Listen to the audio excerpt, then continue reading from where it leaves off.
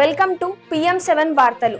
ST కేటగిరీలో top rank సాధించి కష్టంతో ఎదిగిన యువ అధికారి ఇప్పుడే అవినీతి కేసులో అరెస్ట్ అవ్వడం సంచలనంగా మారింది. 2024 బ్యాచ్కు చెందిన RAS అధికారి కాజల్ మీనా ఎస్టీ కేటగిరీలో టాపర్గా నిలిచి అందరి ప్రశంసలు అందుకున్నారు. సాధారణ కుటుంబం నుంచి వచ్చి ప్రతిభతో ఉన్నత స్థానాన్ని చేరుకున్న ఆమె ప్రయాణం చాలా మందికి స్ఫూర్తిగా నిలిచింది. కానీ అదే ప్రయాణం ఇప్పుడు వివాదంలో చిక్కుకుంది. అవినీతి నిరోధక శాఖ అధికారులు 4 లక్షల రూపాయల లంచం తీసుకుంటున్న సమయంలో కాజల్ మీనాను రెడ్ హ్యాండెడ్గా పట్టుకున్నారు.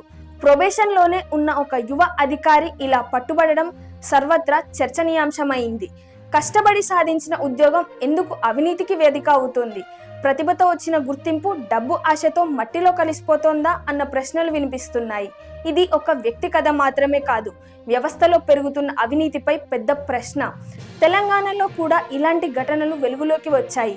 ప్రొబేషన్లో ఉన్న అధికారులే ఏసీబీకి చిక్కిన సందర్భాలు ఉన్నాయి. పోలీస్ శాఖలో అయితే కొత్తగా చేరిన వారే ఎక్కడి నుంచి ఏమి వస్తుంది అనే లెక్కలు చేస్తున్నారని సీనియర్ సిబ్బంది చెబుతున్నారు.